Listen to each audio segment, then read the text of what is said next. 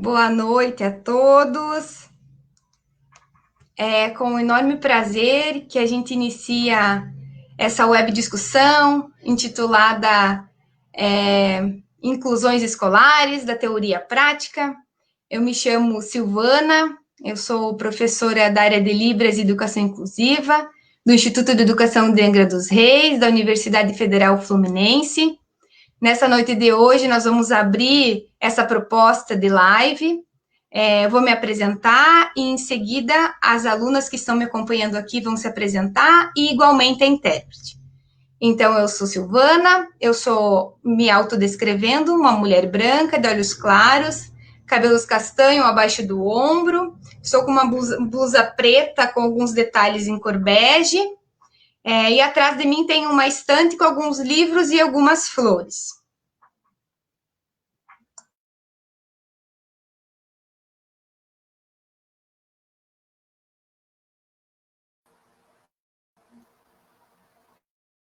Eu sou Gabriele, sou aluna da Silvana, aluna de Geografia do IEAR. Estou participando desse projeto, mas também já participei de outros projetos com a Silvana, também voltado para a perspectiva da inclusão. E eu vou me autodescrever agora. Eu sou uma mulher preta, cabelos curtos, crespos, preto. Estou com uma blusa listrada, laranja, preta, um pouco de cinza e bege.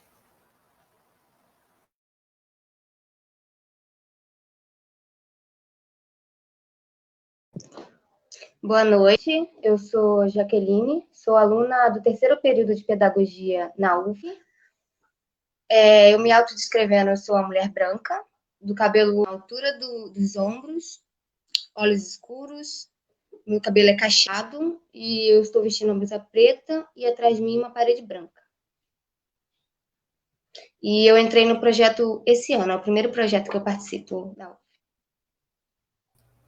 Boa noite, meu nome é Vanessa, eu estou no 6º período de Pedagogia pela Universidade Federal Fluminense, no campus de EA em Angra dos Reis. Me autodescrevendo, eu sou branca, mulher branca, com óculos de olhos escuros, óculos de armação preta, cabelo abaixo dos ombros, claros, e estou vestindo uma blusa preta e atrás de mim uma janela.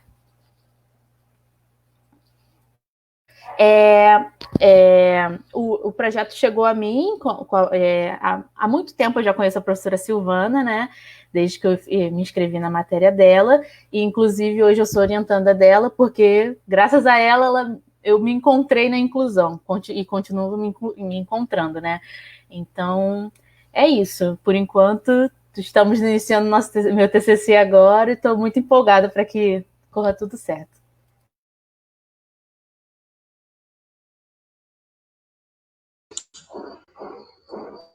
Meu nome é Ágata, meu sinal é esse, eu sou a intérprete de Libras, eu tenho cabelos curtos e pretos, uso uma camisa preta também, uso óculos, tenho os olhos escuros e atrás de mim tem uma parede branca.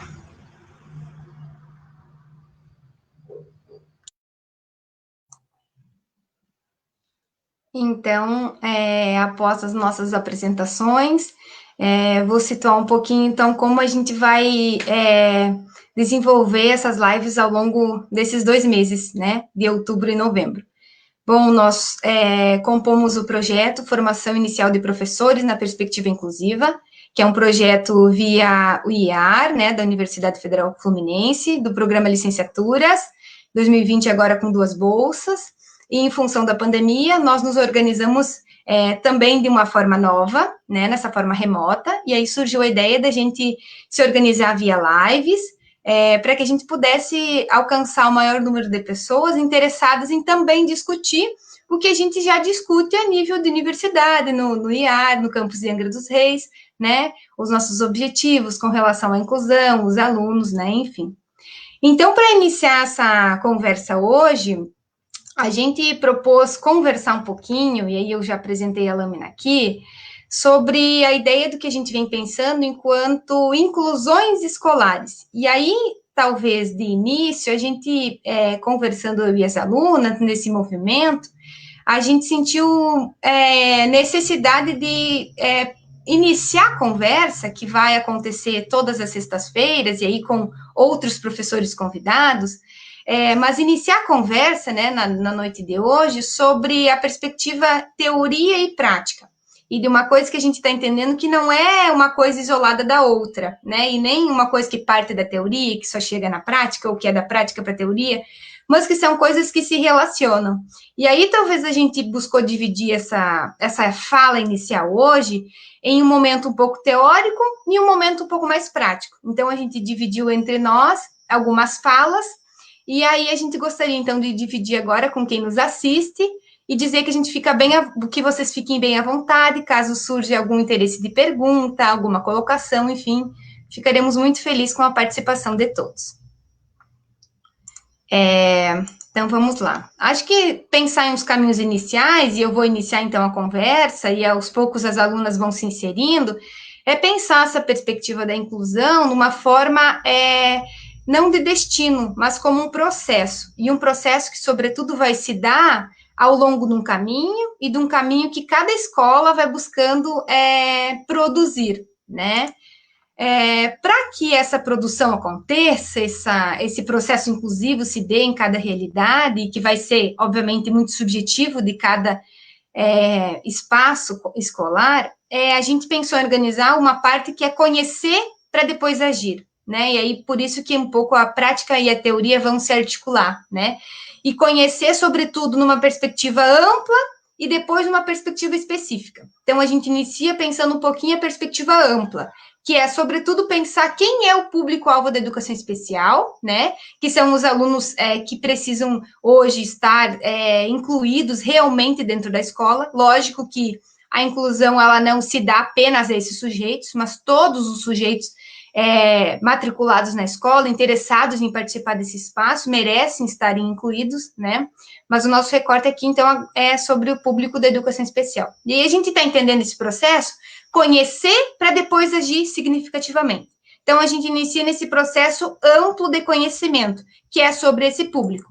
A gente define ainda a política de educação especial de 2008, diferenciando as pessoas com deficiência, transtorno do espectro autista e altas habilidades de superdotação. E é um pouquinho sobre isso que a gente quer falar, iniciar a conversa, essas semanas de lives, né? Então, de uma forma ampla, talvez abordar a ideia da educação, da deficiência intelectual, a partir de uma perspectiva de causa, diagnóstico e algumas abordagens.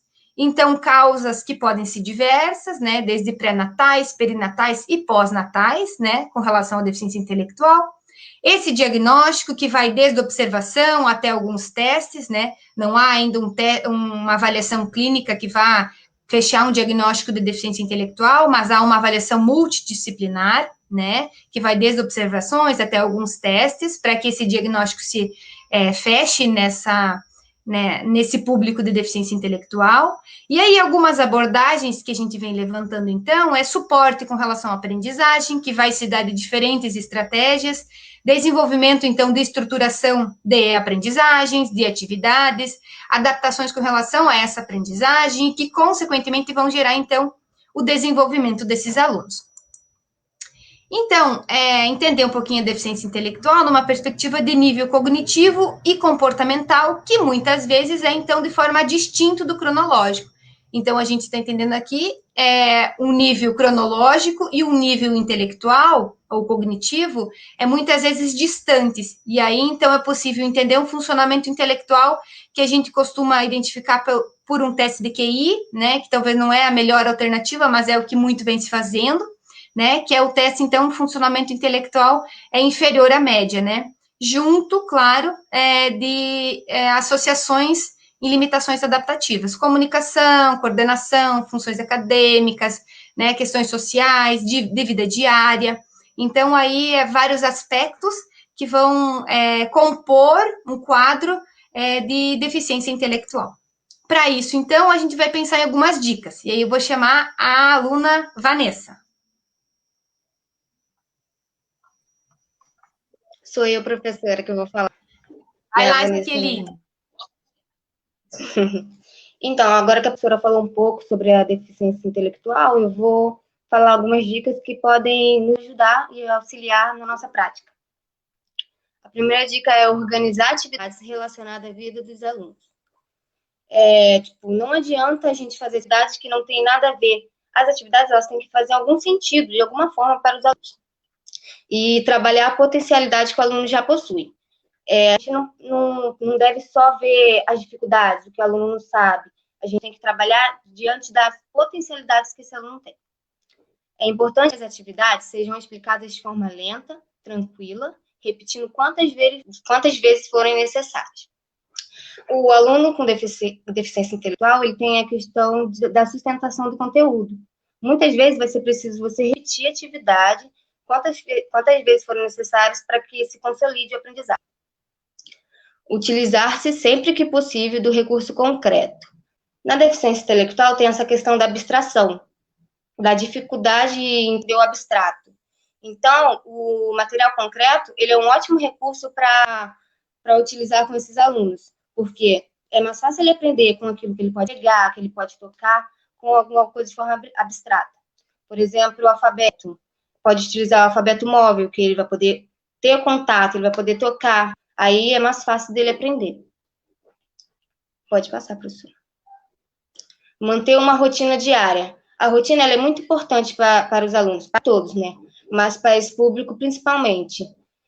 Quando você tem um objetivo e você mantém a rotina, a constância, é muito mais fácil de você chegar ao objetivo que você tem para esse aluno. E aí tem um exemplo de uma imagem. Pode passar. Utilizar o interesse que o aluno apresenta. Você partindo do interesse que o aluno apresenta, daquilo que ele se interessa, fica mais fácil de você estabelecer uma comunicação e você reter a atenção dele, porque é algo que é do interesse dele. Pode passar. Desenvolvimento de habilidades adaptativas, sociais, de comunicação, cuidados pessoais e autonomia. A questão das habilidades adaptativas também são muito importantes ser trabalhadas, porque são atividades do dia a dia, são atividades que vai precisar, que vai proporcionar autonomia para esse aluno. Aqui tem alguns exemplos, como, por exemplo, a primeira imagem, que trabalha a questão do banho, a segunda imagem, que vai trabalhar a questão da higienização das mãos, tem a imagem em cima, a terceira, que vai falar da questão da escovação dos dentes, logo embaixo, a questão da organização, que tem duas crianças até guardando os brinquedos. É importante ensinar isso para os alunos, a questão de se organizar, de organizar seus próprios materiais. Tem ali um sapato que você pode ensinar a questão de amarrar, porque aí vai depender do outro. É importante ensinar autonomia para esse aluno. Pode passar. Utilização de diferentes recursos para a produção de escrita e leitura. Isso é importante fazer a utilização de recursos para a questão da leitura, para ir além do papel. Você pode trabalhar, como nos exemplos ali da imagem, você pode trabalhar com alfabeto móvel. Tem a segunda imagem, que é o alfabeto nas tampinhas de garrafa, no prendedor. Tem uma caixa ali que também você pode usar como recurso. Essa caixa é interessante também, que esse aluno pode botar outras palavras. Tem o apoio visual da imagem, está tampada ali, mas você pode trocar a imagem, pode trocar a palavra. Então, você tem vários recursos que você pode trabalhar a escrita que não vai ficar somente no papel. Não que o papel não seja importante, óbvio, é importante. Só que ir além, trazer recursos que podem ser tocados, recursos que podem ser manuseados pelo aluno. Pode passar, professor. Na matemática também pode usar esses recursos lúdicos para a consciência de número e quantidade.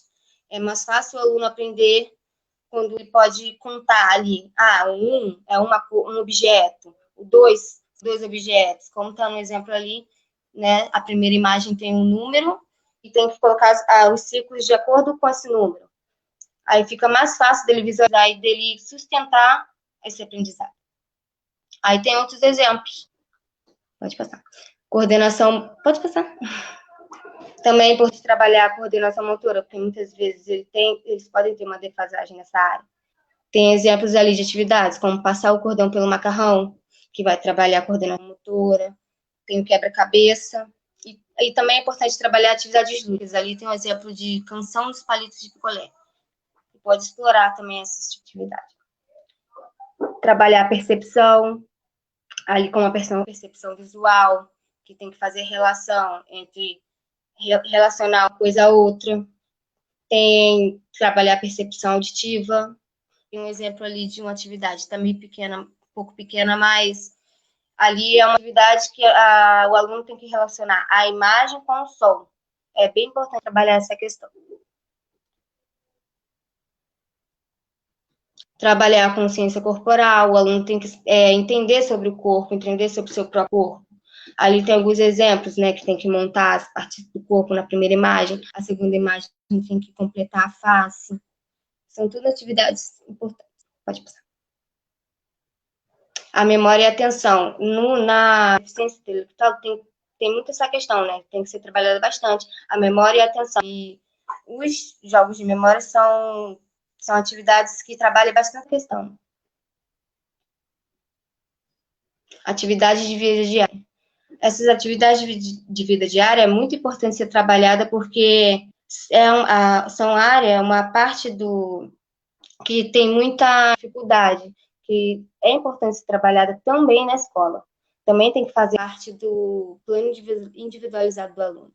Ali tem um exemplo de dinheirinhos de brinquedo. É importante trabalhar a questão do valor, questão do preço, questão de troco, porque o aluno ele vai usar isso no dia a dia. Ele vai no mercado, ele vai fazer compra, ele tem que saber escolher o que quer comprar, ele tem que saber contar troco, entender do troco, quanto que ele vai precisar para comprar determinada coisa. Então, é muito importante trabalhar essa questão do valor do dinheiro.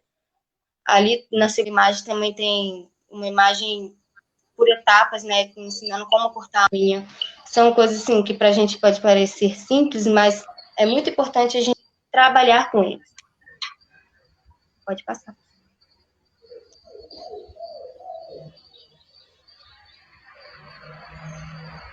Isso. Deficiência física. Então, período de aquisição, congênito ou adquirido. Eu posso nascer com alguma deficiência física ou posso adquirir ao longo da vida, né? Causas também diversas, pré-natais, perinatais ou pós-natais, né? Perinatais, alguma malformação, perinatais ou pós-natais, então, no decorrer da vida.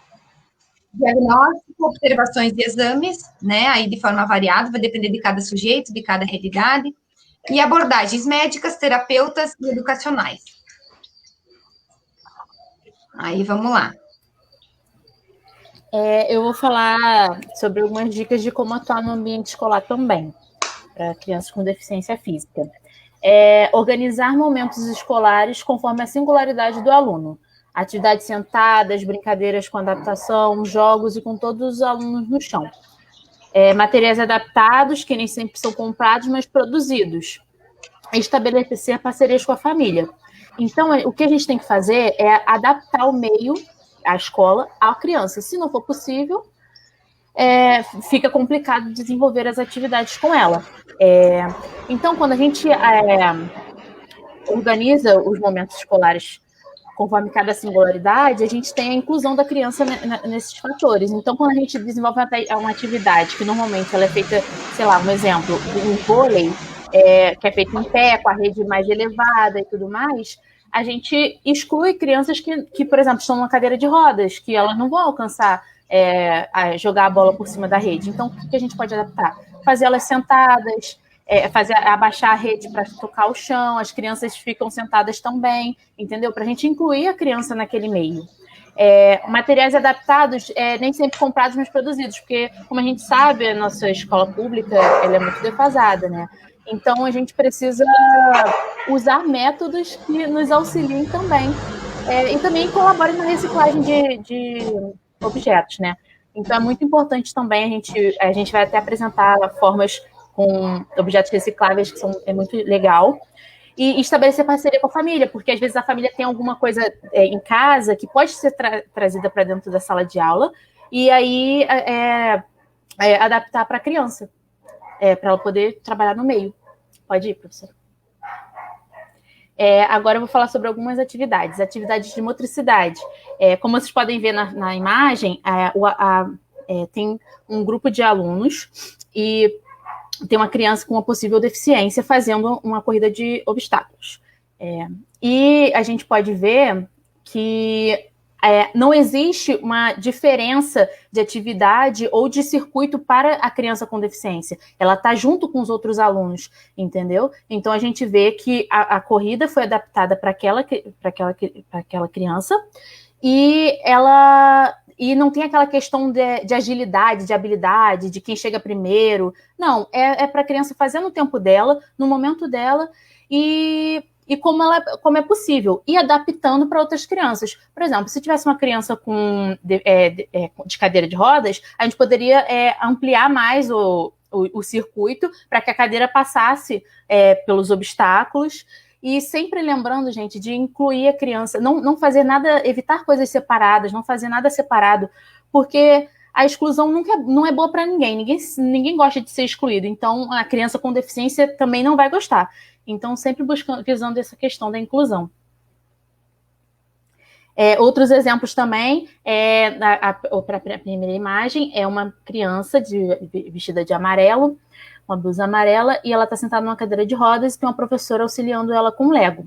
Aí a gente pode ver que a atividade foi introduzida no meio da criança, que normalmente as atividades podem ser feitas no chão, ou numa mesa e tudo mais, só que às vezes não é viável para a criança no momento, ou a criança não quer, tudo uma questão da gente focar sempre na criança. Então, o que a professora fez? Ela trouxe os Legos para próximo da criança, colocou em cima do colo dela e está só auxiliando ela para o Lego que ela quer naquele momento. Então, ela passa o Lego, a criança monta do jeito que ela quiser, com a cor que ela quiser, da forma que ela quiser, e ela só tem uma pessoa mediando ela ali. Na outra imagem, a gente tem uma questão de alongamento, que eu acredito seja educação física, onde você vê, novamente, todas as crianças juntas numa fileira, crianças com deficiência e sem deficiência, e estão todas alongando. Umas alongam mais, outras alongam menos, independente da sua deficiência ou não, mas estão todas ali juntas e reunidas, fazendo a mesma atividade, isso é muito importante. Entendeu? Na terceira imagem, a gente vê uma atividade já adaptada para crianças com deficiência. Se você for observar bem, tem uma professora apoiando com as mãos a coluna da criança, para ela manter a postura ereta. E o bambolê, que provavelmente ficaria num ponto mais alto, foi abaixado e fazendo com que a criança consiga passar o balão pelo bambolê. Então, essa atividade ela pode ser tanto para uma criança com deficiência ou não. Ela só foi adaptada para o meio daquela criança, entendeu? Tecnologias com computador.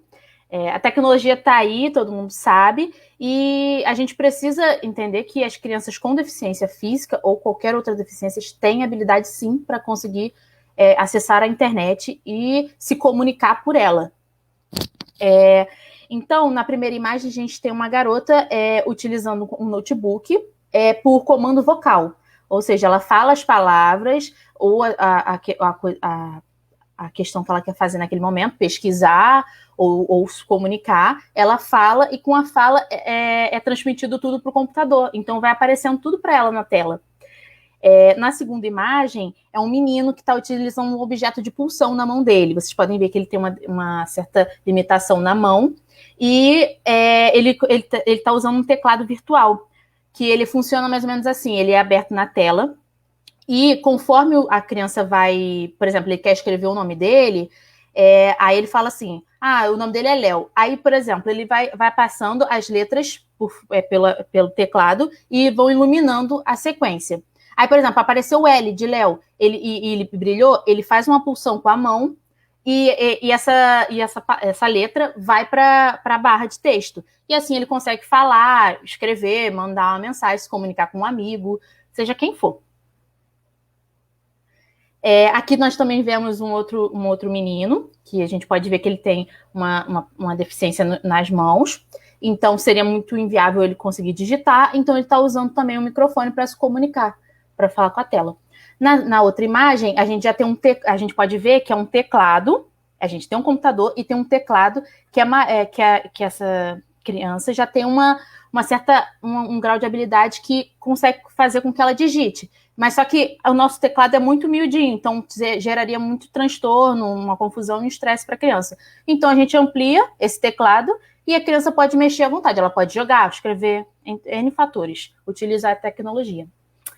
Atividades adaptadas, foi o que eu falei lá em cima. Na primeira imagem a gente tem crianças fazendo educação física, estão adaptando o vôlei para um vôlei sentado. Então, a rede fica desse tamanho, as crianças fazem o mesmo jogo, mas só que incluindo uma criança cadeirante. Então, existe a inclusão. Você pode ver que não tem, o jogo vai ficar mais chato, o jogo não vai ficar legal. Todas as crianças na foto estão se divertindo. Isso é muito importante também. Na segunda foto à direita, a gente também tem uma outra atividade, eu acho que em preparação para ser iniciada, que a gente vê as crianças com coletes azuis e vermelhos, e a gente vê que elas estão todas sentadas num ambiente que elas poderiam estar em pé ou não, mas que se elas estiverem no mesmo nível de olhar da outra criança, isso torna uma conversa mais amigável, mais interativa entre elas, entendeu? E na terceira imagem abaixo, a gente vê uma criança com deficiência cerebral, se eu não me engano, e ela está deitada numa cama, e a professora cuidadora dele está apresentando para ele um tapete sensorial, mas não um tapete, é uma caixa sensorial, ela pode ser adaptada, né? Então, é uma caixa sensorial e ela está com a mão dele guiando ele pelos diversos texturas daquela caixa. Então, tem uma mais lisa, tem uma mais áspera. Então, a mesma coisa do Lego. Ela está trazendo a atividade para aquela criança, entendeu? É sempre adaptando as atividades para a criança. Aqui tem alguns objetos que auxiliam as pessoas com deficiência física. Uma delas é a tesoura, uma tesoura acessível, mas também chamada de vai e vem, que ela auxilia as crianças na hora do corte, porque a gente sabe que às vezes até quando a gente era menor, pequeno e tal, a gente tinha dificuldade com a tesoura. E para eles se torna um pouco mais complicado também. Então, para se tornar acessível e também ter uma independência, essa tesoura é bem-vinda na deficiência física. Aqui nós também temos um anel para lápis, na parte superior, onde você encaixa o lápis e os dedos da criança, e ela consegue escrever, desenhar, pintar, fazer uma atividade com mais sustentação.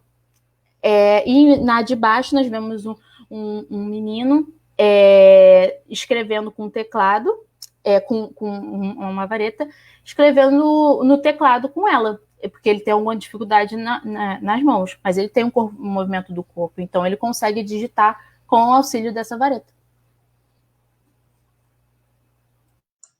Aí, agora deficiência visual, então, que é dividida em cegueira e baixa visão, né? Período de aquisição, congênito ou adquirido, né?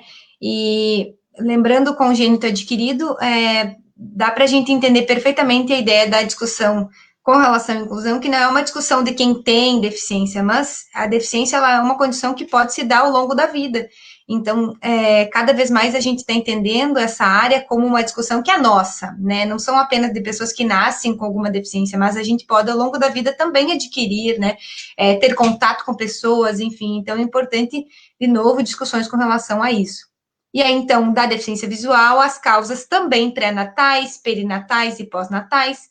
As abordagens, elas vão ficar na ideia da individualização de cada caso, vão ficar na ideia da concretização, vão trazer perspectiva do concreto, do tato, né? O estímulo adicional, que vai passar pela questão do espaço e do mobiliário, da questão do braille para alunos que são cegos e que desejam esse recurso, porque também nem todos os alunos cegos desejam esse recurso, né? E aí adaptações diversas. Cegueira, então, perda total ou resquício mínimo, resíduo mínimo de visão, né? Que se aproxima, então, da questão do braille, né? E eu tenho uma foto de uma professora que está sorrindo para o aluno que está sentindo no tato um mapa mundi. E abaixo, um menino que está utilizando o braille para ler um livro, né? O Braille, então, e o Soroban, né? O Braille, então, é a questão da escrita, e o Soroban é uma questão muito mais da matemática relacionada a esses alunos. Na parte de cima, a gente tem uma máquina, então, de Braille. Baixa visão, comprometimento do funcionamento visual, então, mesmo após o tratamento ou correção, melhor correção, né? Aí a gente tem uma pauta ampliada, a gente tem uma foto de ampliadores, né, de visão, tem uma menina ali que está vendo bem de perto, com auxílio de um óculos, que é aquele óculos que a gente chama o mais grosso, né? Também tem o recurso de lupa, essa é digital ali ao lado, né? Mas também tem as lupas convencionais. Algumas dicas. Eu vou falar sobre algumas dicas também para atuar no ambiente escolar. É o apoio e a significação do concreto. Então, a criança não enxerga, mas ela utiliza de outras formas para poder se localizar. Por exemplo, o tato, a audição. Então, a gente precisa dar um apoio para essas crianças na hora de ensinar elas.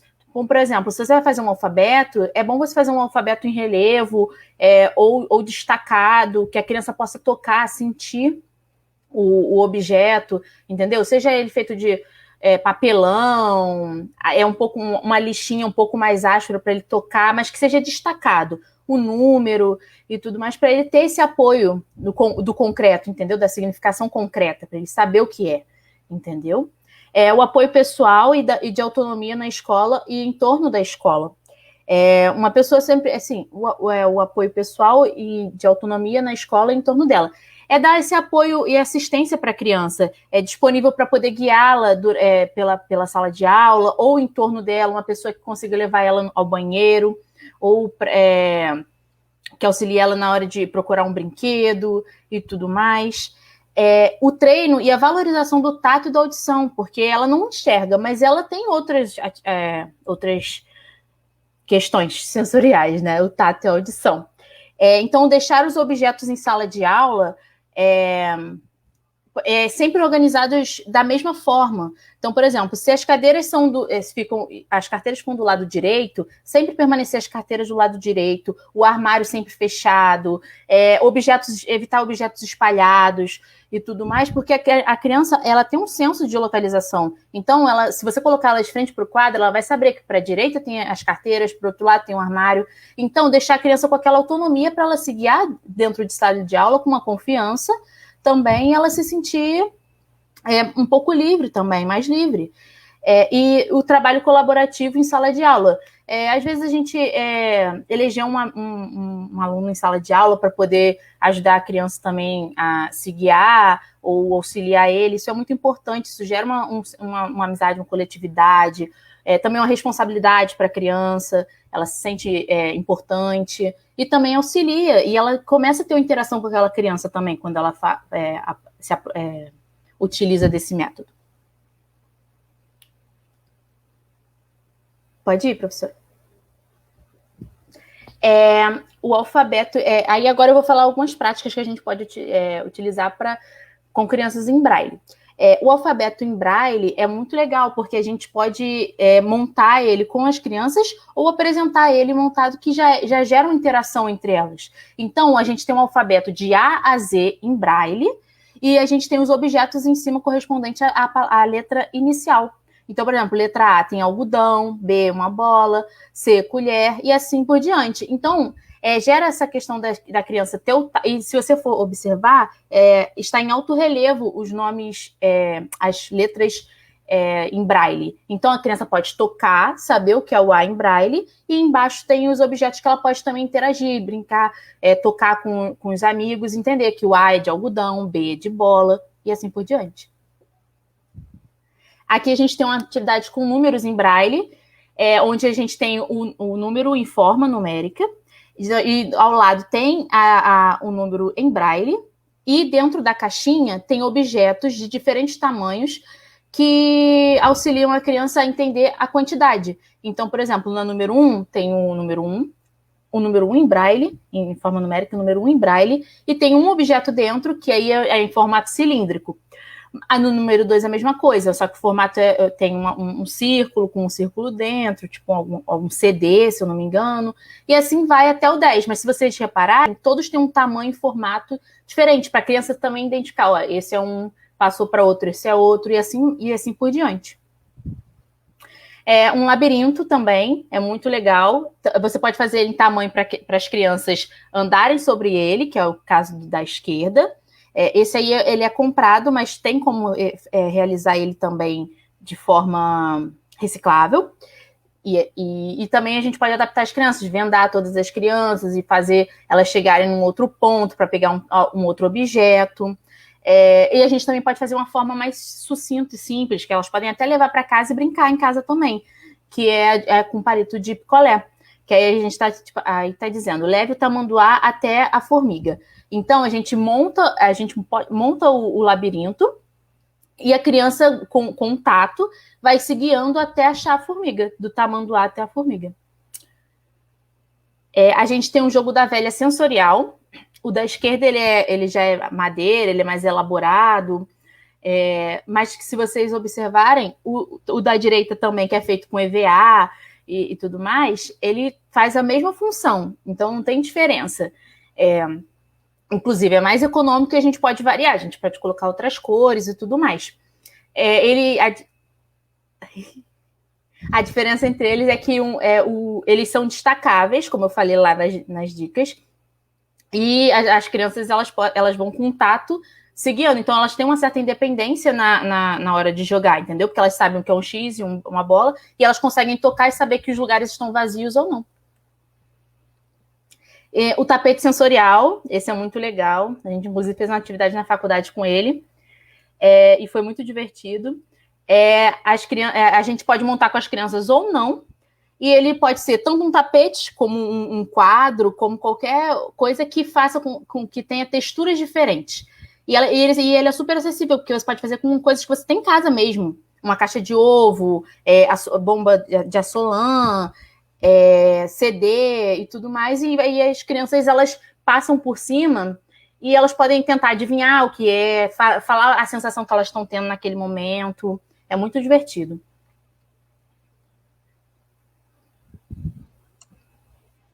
Agora, deficiência auditiva, né? Então, a gente associa deficiência auditiva a pessoas que se utilizam de aparelho de audição e que desejam, então, permanecer na comunidade ouvinte, né?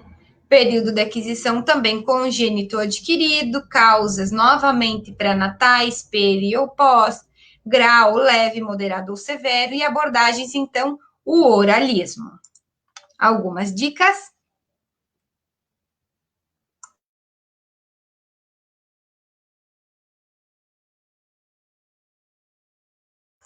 O som tá desligado. Desculpa, gente.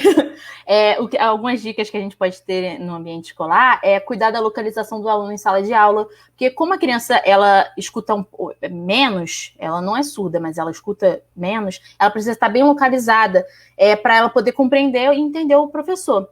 Então, a gente trazer a criança para perto, para que, caso ela tenha alguma dificuldade também, a gente poder resolver, caso ela não consiga ouvir, dependendo da sala de aula que ela estiver.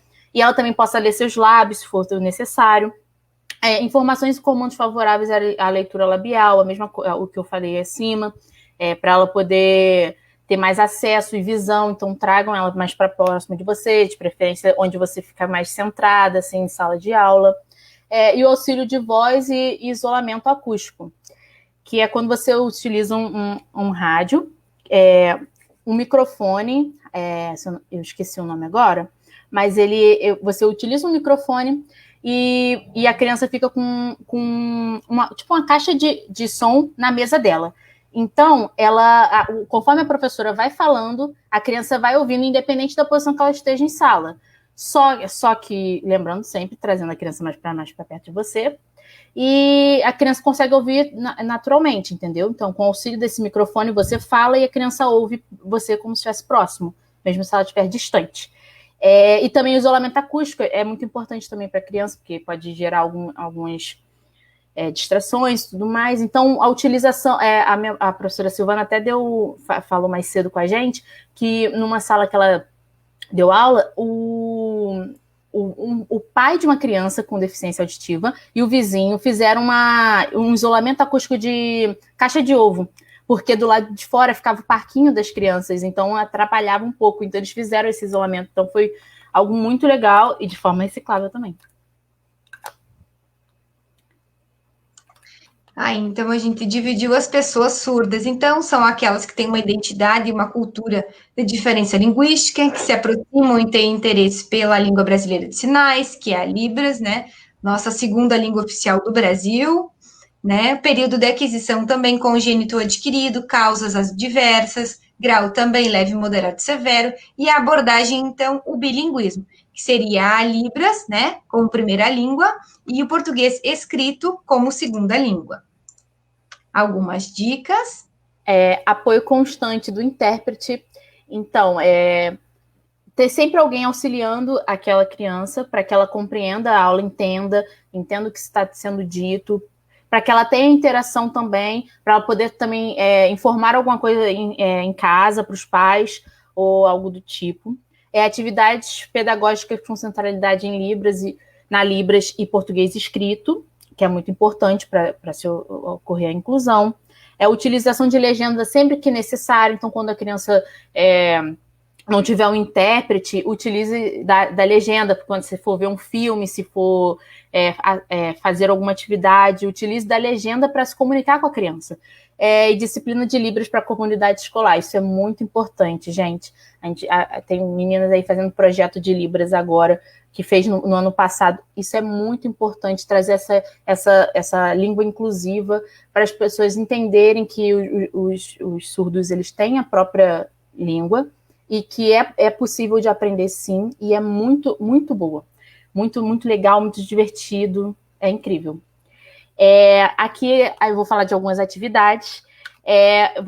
Nessa atividade, a gente está utilizando flashcards adaptados em Libras. Então, a gente tem uns pregadores, e na ponta dos pregadores tem bonequinhos com os números em Libras. Então, tem 1, 2, 3, até o 10. E nos cards nós temos as quantidades e o número, a forma numérica dele. Então, a gente vai ver um cachorrinho com quantidade de ossos.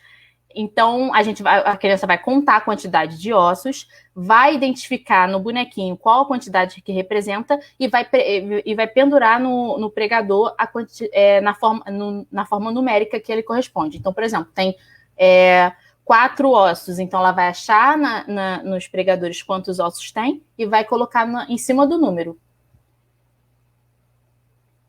O ábaco em números de Libras, a gente pode ver uma atividade também muito legal, inclusiva, onde os números são feitos com a língua de Libras, né, a numeração em Libras, e com biscuit. Então tem aquela coisa toda divertida da gente ver os númerozinhos, então a gente até grava melhor com esses exemplos assim mais vivos, onde a gente pode tocar, ligar. Aqui é um quebra-cabeça com letras maiúsculas e minúsculas, que a gente pode ensinar o alfabeto, tanto na forma maiúscula ou minúscula. Onde, por exemplo, na opção A, na letra A gente tem a letra A maiúscula, a letra A em Libras e a letra A minúscula. Então, a gente recorta essas letras, deixa elas separadas, embaralha com as outras letras, e nisso a gente vai juntando e montando um quebra-cabeça. A letra A é essa, junto com a de Libras é essa, e a minúscula é essa, entendeu? E a gente vai juntando conforme vai encontrando. Atividade de relacionar em Libras. Então, por exemplo, você quer fazer uma atividade, seja ela qual for, seja ela de higiene bucal, seja ela do folclore, de cor, de número, seja ela qual for. Você vai pegar um alfinete e vai usar elásticos, sejam eles coloridos ou não, mas colorido fica visualmente melhor. Então, a gente, por exemplo, aqui a professora optou por fazer com alimentos. Então, ela tem, de um lado, o card com a imagem de um ovo e a palavra embaixo escrita, e do outro lado tem a forma como ela é dita em Libras. E a criança vai ter que tentar juntar, correlacionar elas com um elástico, de uma ponta a outra dos alfinetes. Então, é muito legal da criança interagir. E também temos a atividade para contar em libras. Eu achei essa aí sensacional. Ela é feita com caixa de fósforo. Então, numa superfície da caixa de fósforo tem os números em libras. E no verso tem a numeração em forma numérica e o nome do número embaixo. E dentro deles a gente vê a quantidade. E eles relacionaram essa quantidade com feita em formato de biscuit, mas poderia ser também de estrela desenhada, qualquer coisa que gere quantidade. E dentro desses fósforos tem a quantidade que corresponde. Então, por exemplo, o número 2 tem o 2 em formato de libras, tem o 2 em forma numérica e tem 2 cenourinhas dentro que corresponde à quantidade. Mas aí você pode fazer de forma variada, independente. Assim, a imaginação é solta e a gente pode adaptar também a uma atividade que você esteja fazendo no momento, ou não. Pode ser algo mais simples também, como ali embaixo tem um recorte de estrelas coloridas e tudo bem.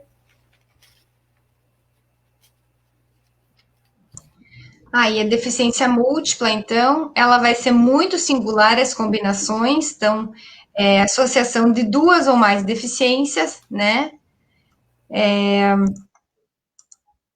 Período de aquisição também congênito ou adquirido, eu posso nascer com uma e adquirir outra ao longo da vida, eu posso nascer com 2, eu posso adquirir 2 ou 3, né, mais. Então, as causas também diversas, pré-natais, peri ou pós. O diagnóstico também, observação, testes ou exames vai muito variar, né, de acordo com a singularidade do caso. A abordagens vai partir da individualização, da concretização, do estímulo adicional, né, do espaço mobiliário, a ideia do braille, quando for necessário, e as adaptações diversas. Algumas dicas. A avaliação global dos alunos para ver suas limitações, possibilidades e organizar atividades segundo esses 2 aspectos. Como a professora Silvana falou, a deficiência múltipla mistura, né, deficiências.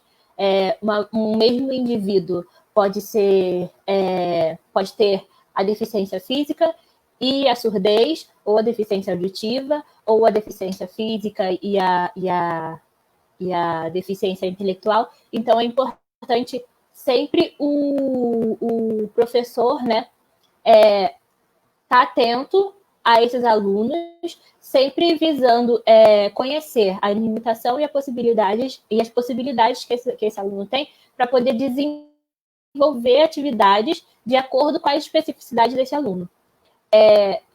Trabalho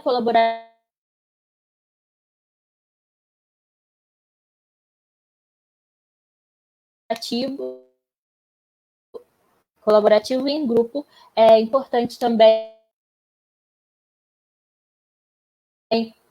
O professor nunca excluir esse aluno e sempre procurar incluir ele, né, uma deficiência.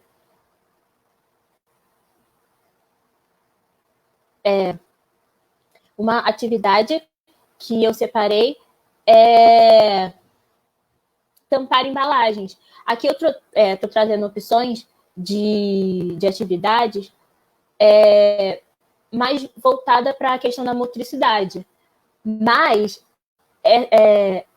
as atividades podem ser adaptadas junto com atividade de motricidade, uma atividade de libras ou de uma atividade em braille, pode ser sempre adaptado de acordo com a necessidade do aluno, né? Aqui, essa primeira atividade é para o aluno tampar e destampar a garrafa, que nesse caso pode ser, poderia ali em cima ter um número em libras e na garrafa um número escrito em português, né? Ou poderia ter uma cor diferente, ou poderia ter um alfabeto, poderia ter sempre adaptado. Aqui, separar as peças com o pegador também pode ser adaptado, mas nesse caso, as peças de Lego, na primeira imagem, né, tem as peças de Lego, e um pegador que o aluno vai separando e distribuindo. Também estimula a motricidade do aluno, né, pegar as peças ali com o pegador e colocar separadinho. E também pode ser adaptado ao conteúdo que o professor estiver desenvolvendo em sala de aula, que nesse caso, dessa imagem pode ser as cores, mas pode ter outras, né? Na imagem ao lado é a caixa de papelão, né? Com umas listras, com barbante amarrado na parte superior, para justamente colocar um grauzinho de dificuldade nessa atividade, para poder o aluno vir pegando também com o pegador as letras e separando, né? E essa atividade também pode ser desenvolvida com alunos cegos, por exemplo, já que, como a colega Vanessa falou, o tato, né? E ali ele consegue perceber a forma da letra que ele pegar ali um de cada vez.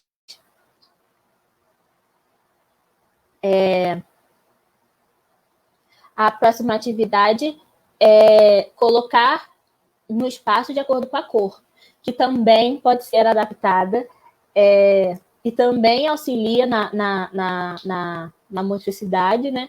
E pode ser adaptada, sei lá, pode ser número, pode ser cor, pode ser partes do corpo, pode ser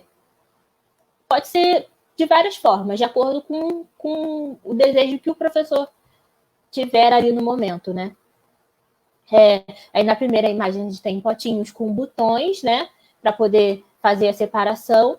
E na segunda imagem a gente tem palito de picolé e uma lata de leite em pó. Ou seja, materiais bem fáceis, né? Super de fácil acesso, né? Que a gente consegue com descarte. Então, não gera um custo muito grande para poder desenvolver essas atividades. E a próxima atividade é a de passar o barbante. Na primeira imagem, a gente tem o barbante, né? Com um palitinho na ponta, mas que não precisa ser palito, né? Pode ser, não sei, talvez queimado ou colado com cola para ficar durinho, né? E passar com mais facilidade. Mas a gente tem formas geométricas que estão coloridas e também pode ser usado de várias formas, como do lado a gente vê um número, que também pode ser feito de outros materiais, só que aqui a gente vê de papelão. E como as outras atividades, todas podem ser feitas em casa.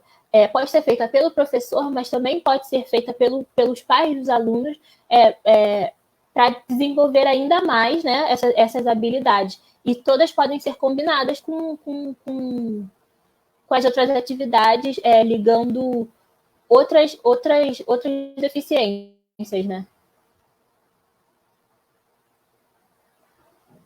Uhum. Agora a gente vai falar um pouquinho sobre transtorno do espectro autista, né?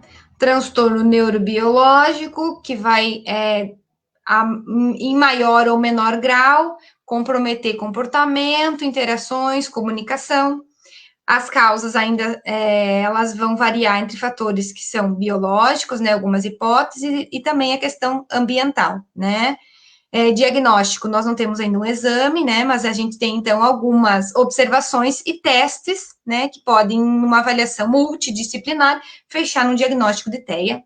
A abordagem, então, tem intervenções e adaptações comportamentais diversas, né, desde aquelas que são de maior interferência científica ou menor, né, então tem vários estudos aí mostrando isso, não cabe aqui falar, não tem tempo para isso, né? Mas vai variar, então, de questões comportamentais, de interação e comportamento, né?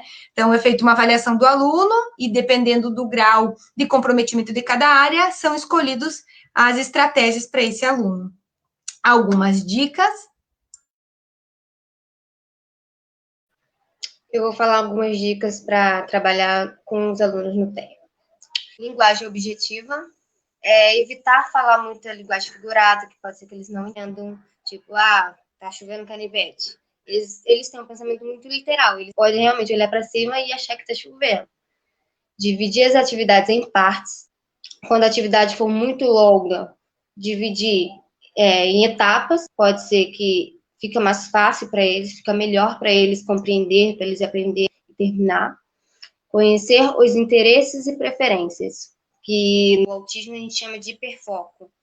Muitas vezes eles têm um hiperfoco por determinado objeto, por determinado assunto. Então, muitas vezes eles vão falar somente de um assunto, o que pode dificultar a interação de outros alunos com ele com outros alunos. Então, trabalhar essa questão da preferência, tanto com ele e com os outros alunos, pode estabelecer essa comunicação e trazer também atenção, como eu falei anteriormente, da deficiência intelectual. Com eles também é bem importante trabalhar, começar, pelo menos iniciar, com aquilo que eles têm preferência, que aí a gente consegue se aproximar, consegue estabelecer uma relação e conseguir inserir novos assuntos, novos conhecimentos, novas propostas para eles aprenderem. Trabalhar por período curto de tempo. Essa questão do tempo vai depender muito do tempo que esse aluno consegue se manter regulado em uma atividade. Então, eu preciso conhecer o tempo desse aluno. Ele consegue ficar regulado 7 minutos, então eu proponho uma atividade de 6, porque aí eu não pego o período de redução dele. Então, ele consegue concluir a atividade, então ele não vai se frustrar. E tem a comunicação alternativa, que é utilizada muitas vezes para alunos que não têm a linguagem verbal, que não tem a comunicação verbal. Pode ser tanto comunicação através da escrita, através de imagens, como as PECs. Pode passar, que mais para frente eu vou falar. E a questão do quadro, né, de estabelecer rotina, né, que a rotina é muito importante, ainda mais para os alunos autistas, porque muitos deles têm a dificuldade com a questão da mudança de rotina. Eles podem se desregular se for preciso mudar. Então, você estabelecendo uma rotina, principalmente visual, né, no qual ele pode ver o que ele vai fazer durante o período que ele está na escola, o que ele vai fazer depois de determinada atividade, ele saber do início ao fim o que ele tem que fazer, o que ele vai fazer, fica mais fácil, diminui a ansiedade deles.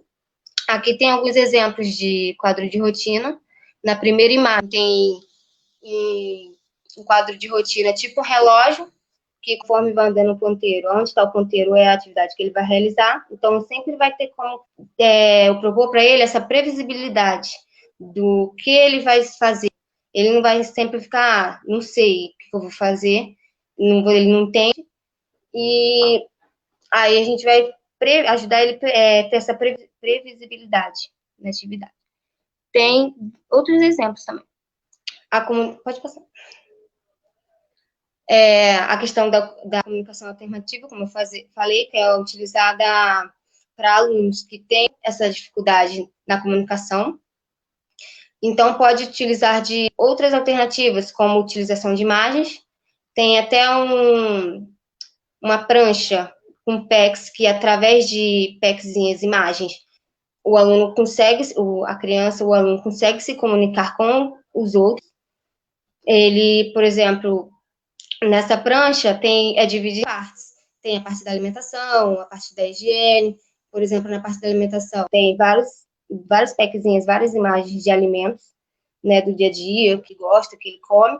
Então, quando ele quiser alguma coisa, ele vai lá, ele vai destacar o que ele quer. Por exemplo, tem a imagenzinha do biscoito. Ele vai destacar essa packzinha e vai entregar para o responsável, para o professor, para o mediador dele. E aí vai saber o que ele quer e a pessoa vai entregar. Então, vai ajudar na comunicação. Essa questão da comunicação é importante até porque, muitas vezes, a falta de uma comunicação afetiva, ela pode estar relacionada a alguns comportamentos do aluno. Às vezes, por falta de uma comunicação, por causa dessa barreira da comunicação, o aluno pode se jogar no chão, o aluno pode chorar, às vezes porque não consegue se comunicar. Ele quer se comunicar, mas ele não tem uma alternativa de comunicação, ele não fala. Então, é importante trabalhar bastante essa comunicação, porque aí pode diminuir alguns comportamentos disruptivos, que vai até melhorar, assim, na questão escolar dele, né? Para a aprendizagem. E a comunicação alternativa também pode ser utilizada para melhorar a compreensão de algumas etapas, de algumas coisas que eles precisam realizar. Por exemplo, aqui na imagem, tem dois exemplos dessa utilização de PECs para melhorar.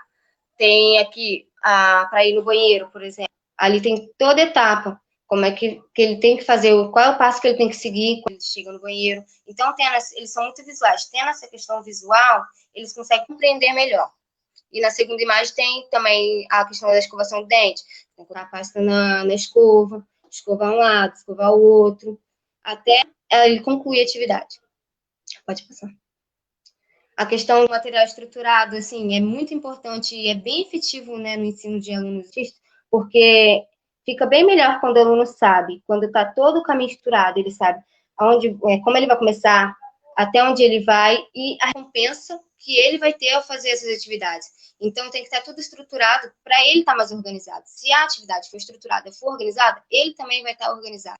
Então, ele vai aprender e vai ser mais efetivo. Aí você pode começar das atividades mais simples e ir seguindo toda uma estrutura até passo a passo, devagarzinho, até chegar ao objetivo que você determinou. Pode passar. Aqui tem alguns exemplos de atividades, né, que são mais úteis, mais concretas. Na primeira imagem é uma atividade de forma geométrica, na segunda tem a atividade de cores.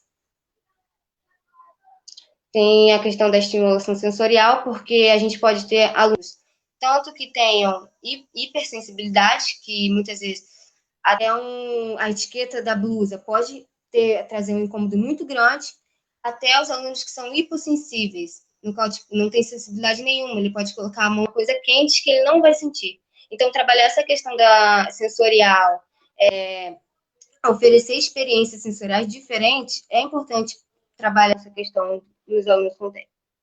Aqui tem até alguns exemplos. Tem alguns exemplos de atividades como a massinha, né, que trabalha até a questão da coordenação motora. Tem atividade com tinta. Aqui também tem uma atividade como aquele que a Vanessa falou, né, de sensorial, tipo um tapete sensorial, mas aí para eles a questão do toque, de sentir textura diferente, textura ai, Jesus, qual é o nome? Sentir... E tem a atividade do lado que tem o nome e trabalho com tinta, para passar tinta no nome. Também, assim, é uma atividade bem legal. As expressões faciais. Trabalhar as expressões faciais, elas são bem importantes até pela questão da imitação, que é uma dificuldade, muitas vezes, que esses alunos apresentam. Da imitação e do sorriso responsivo, que é muito importante para a linguagem, mais à frente para a alfabetização dos alunos. Então, trabalhar essa questão é importante para ele também saber fazer essa leitura. Muitas vezes, por conta da interação, pela dificuldade que ele tem da interação, eles não se atentam muito à questão das expressões faciais. Então, precisa ser ensinado para eles.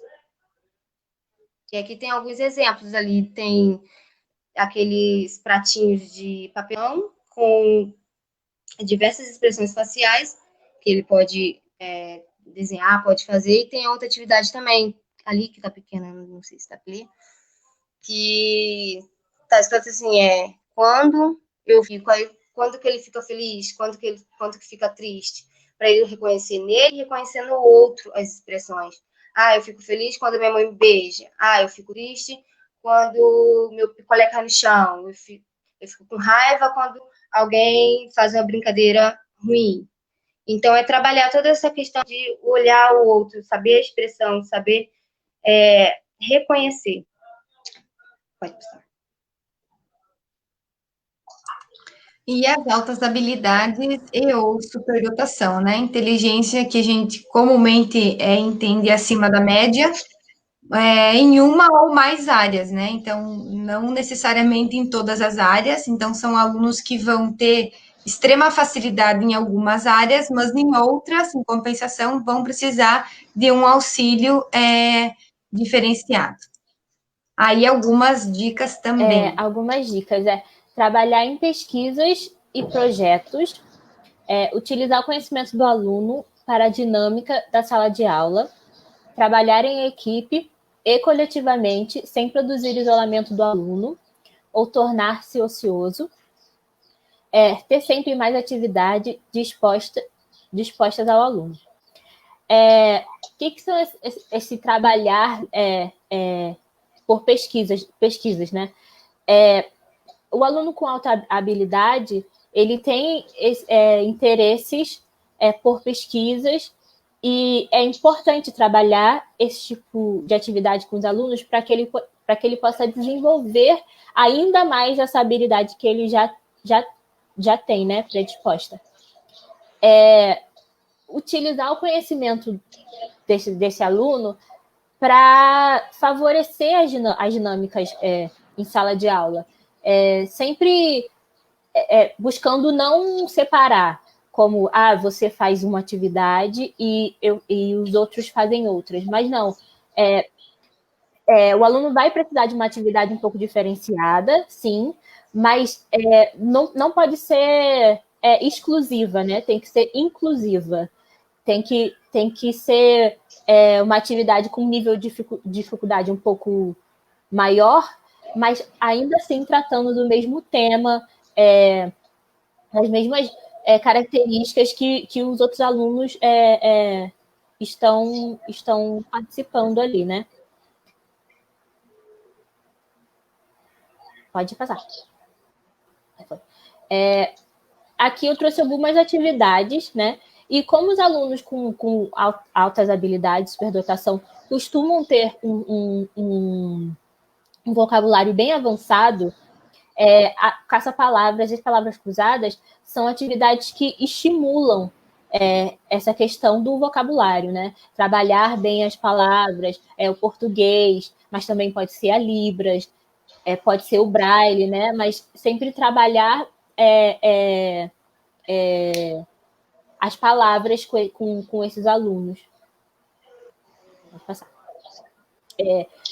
Tem algumas pesquisas que mostram, muitas pesquisas que mostram que os alunos com altas habilidades, superdotação, costumam gostar muito de artes, e seja ela qual for, pode ser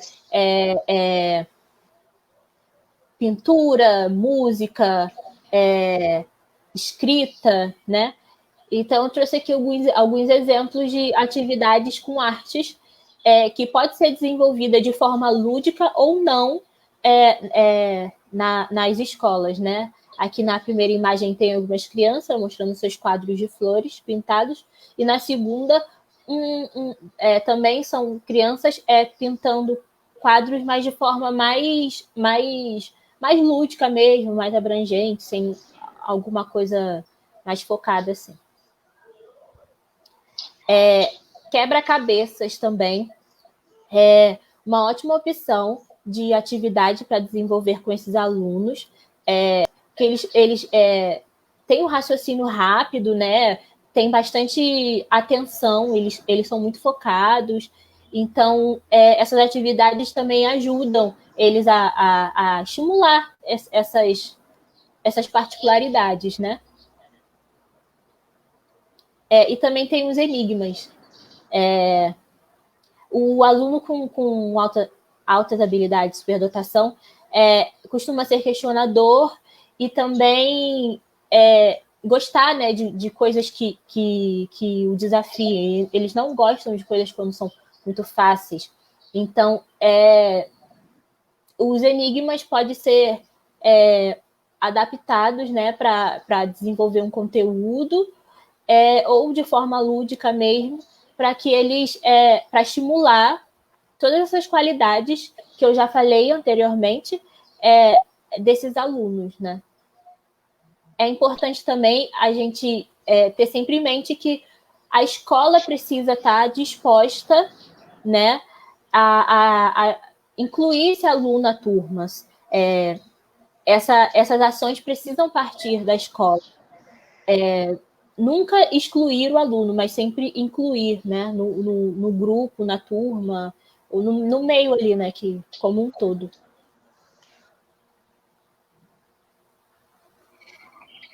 Então, resumir, então, a nossa ideia foi entender o processo de conhecer para depois agir significativamente, E aí foi no sentido de socializar um pouquinho o que a gente faz enquanto dentro da universidade, do IAR.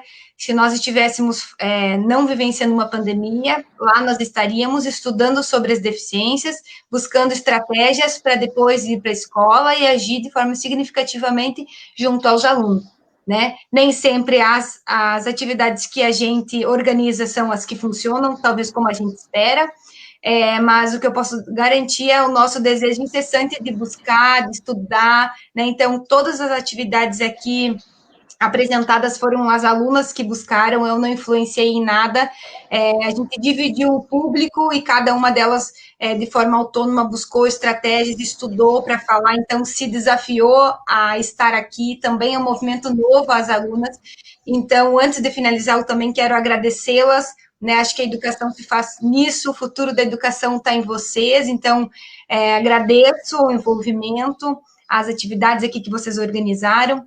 E aí, caminhando para finalizar, a gente, então, pensou nesse movimento de primeiro conhecer amplamente, que aí, é claro, minimamente saber quem é o público da educação especial, e depois, num segundo momento, entender que a gente também precisa adentrar a perspectiva específica, né, ou seja, da inclusão. E aí, a nível singular do aluno. Então, eu tenho, por exemplo, na minha escola, eu tenho em minha sala um aluno com deficiência intelectual, né? Então, eu, claro, minimamente preciso conhecer amplamente o que é deficiência intelectual, mas, num segundo momento, ao nível singular do meu aluno. E aí que mora a especificidade da inclusão, né? Não tem um aluno igual ao outro, né? Então, não existe, embora o nosso cérebro seja igual em fisionomia, não existe um cérebro igual ao outro. Então, a riqueza vai se dar aí no nível singular. E esse nível singular só pode ser realizado por cada escola, né? Então, o nosso papel aqui é trazer algumas inspirações, e as alunas acho que estão no momento de formação para se inspirar em ideias, mas também, quando elas vão chegar na escola, elas também vão precisar entender que o nível singular é o que vai realmente importar, nós somos diferença, né? E aí, talvez, pensar em nível singular é pensar que lá a gente vai precisar olhar para esse aluno, por exemplo, com deficiência intelectual, e olhar para ele como está o seu nível de atenção. Eu coloquei ali ao lado o nível de memória, como é a sua concentração. A concentração de uma pessoa com deficiência intelectual pode variar muito. Então, qual é do meu aluno aqui no singular? Qual é a percepção espacial, a visual, a auditiva, a coordenação motora fina e ampla, porque dependendo de como está esse desenvolvimento, eu vou poder moldar algumas atividades, desenvolver algumas atividades, né?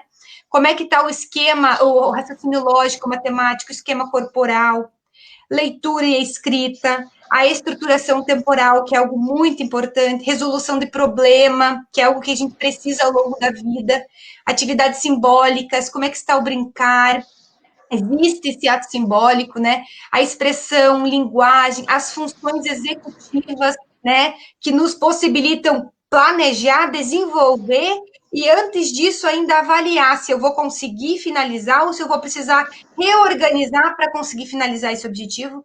Então, as funções executivas aí muito importantes, entre outras, né? A nível de fazer com que a gente conheça a singularidade desse aluno, né? Que é o que realmente é onde vai morar a inclusão. E aí, dito isso, então, a gente vai entender, sobretudo, que cada escola constrói o seu processo, e por isso que cada escola merece ser abraçada, cada professor merece ser abraçado, né?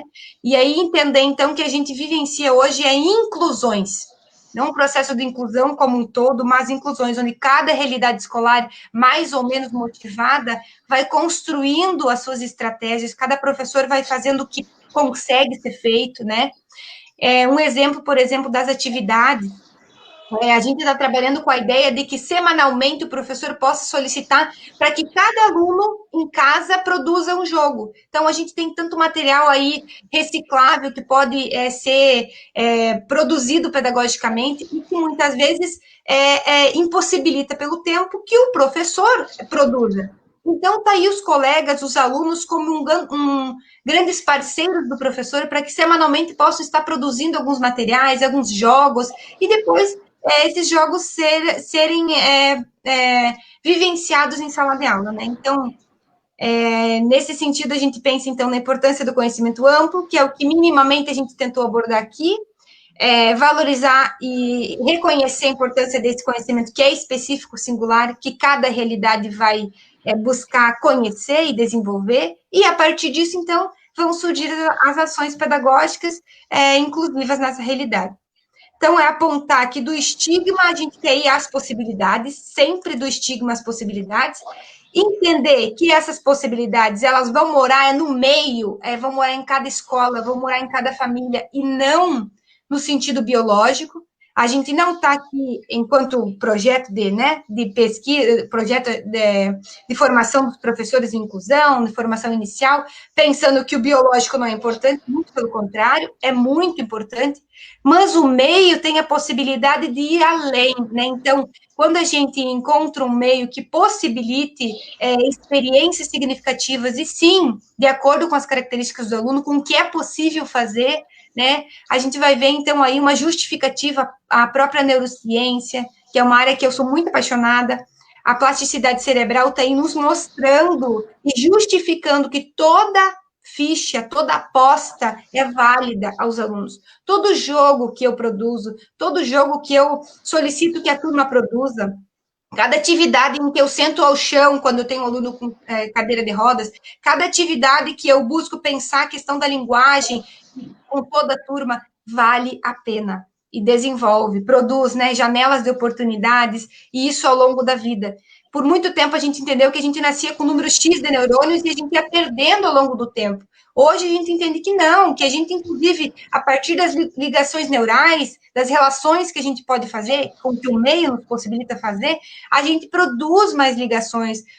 Existem exames que vão mostrar a expansão dessas ligações neurais. Então, está aí uma justificativa para que a gente aposte cada vez mais em toda e qualquer atividade, que muitas vezes pode ser simples, podem ser atividades que as alunas aqui buscaram na internet, que trouxeram aqui como uma forma de inspiração, mas que vão com certeza fazer diferença. De pouquinho em pouquinho a gente vai fazendo a realidade em sala de aula, claro que dentro das condições que a gente tem, das condições que a escola possibilita, mas tudo e qualquer momento que a gente consegue parar para pensar sobre isso, vale a pena, e a neurociência está aí para explicar sobre isso, para justificar isso, né?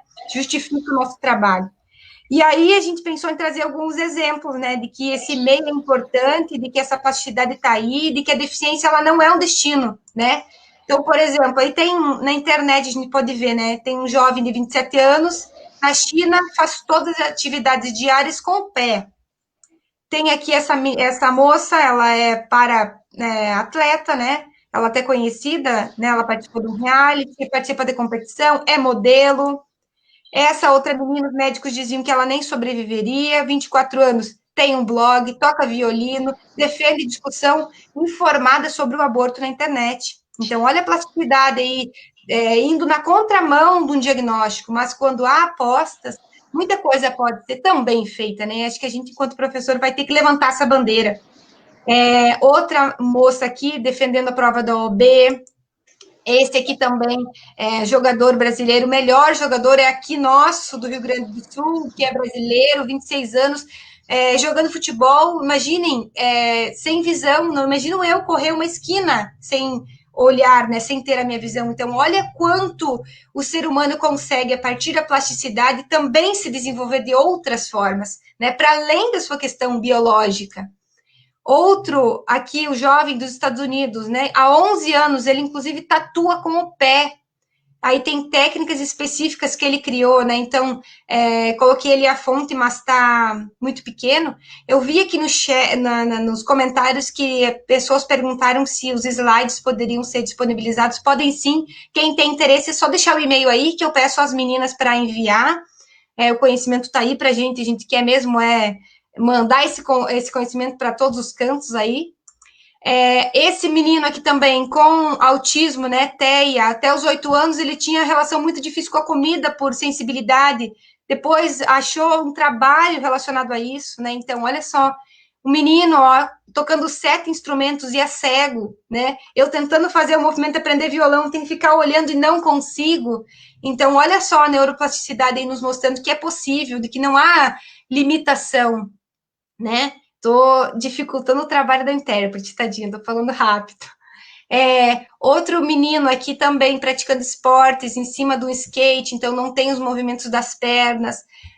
Enfim, contestando toda e qualquer discurso de que por muito tempo a gente teve, e que talvez ainda a gente muitas vezes encontra, de que o diagnóstico é limite, é desafio, né? Enfim, a gente não está aqui descaracterizando isso, muito pelo contrário, a gente entende isso como fato, né, enquanto grupo aqui com as meninas, mas a gente entende que, para além disso, também pode haver um horizonte, pode não ser todos os conhecimentos que a escola muitas vezes espera de quem não tem uma deficiência, né, mas mesmo assim são avanços importantes que merecem ser considerados, respeitados, valorizados na escola, né.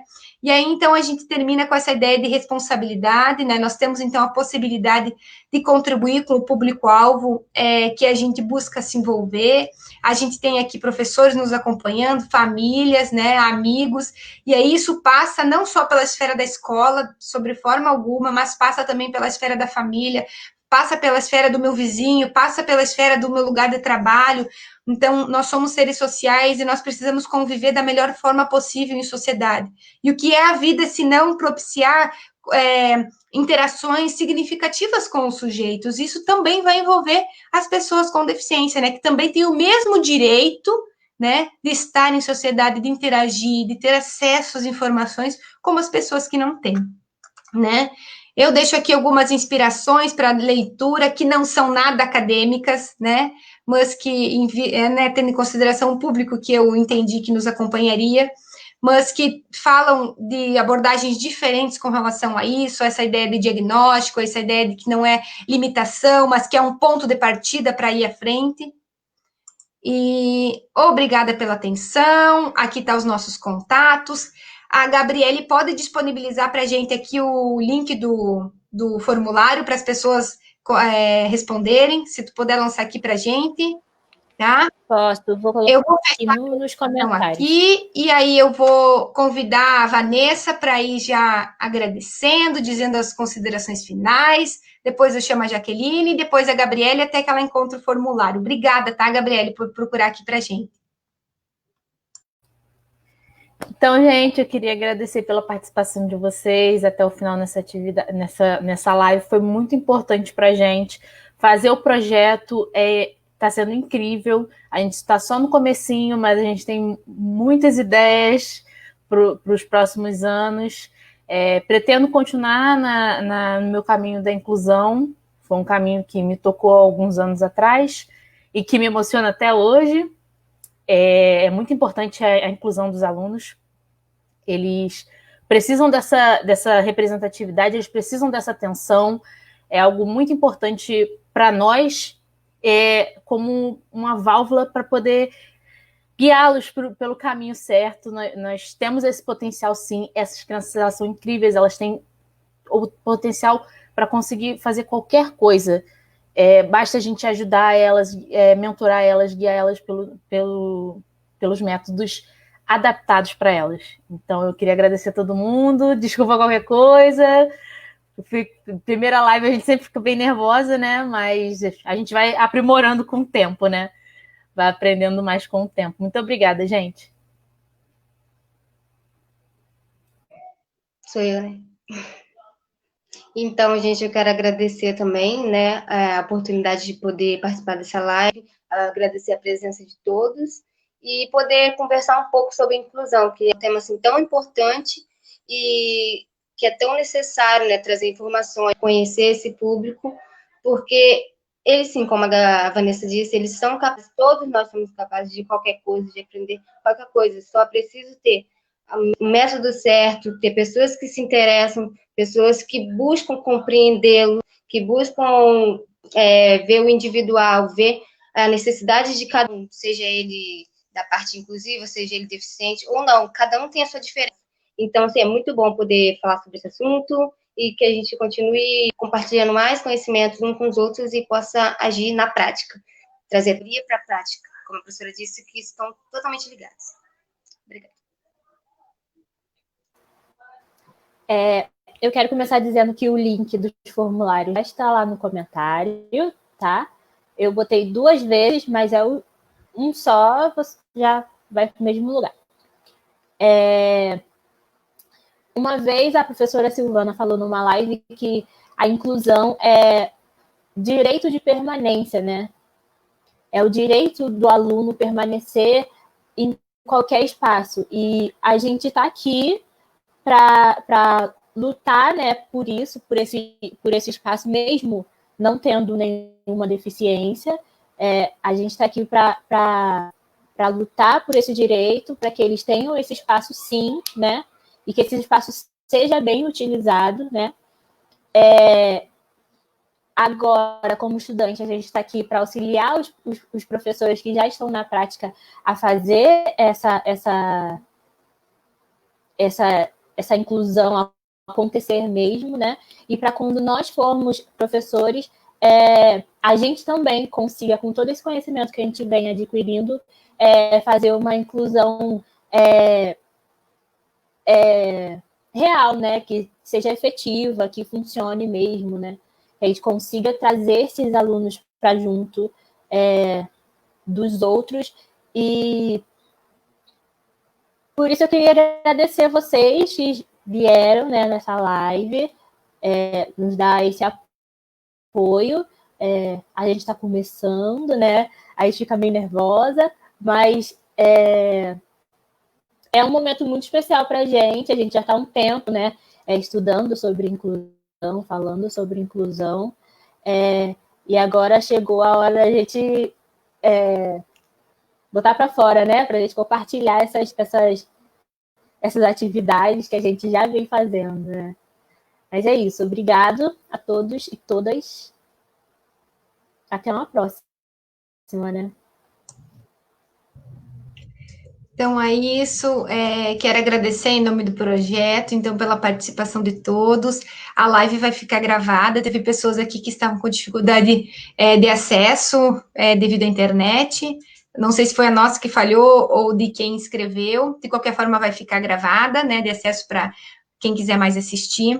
Agradecer enormemente cada pessoa que está assistindo, de ficar com o coração quentinho, no sentido de entender que tem pessoas que querem saber sobre o tema, que estão se envolvendo com o tema, um tema tão caro, né, e que deve ser de interesse de toda a sociedade.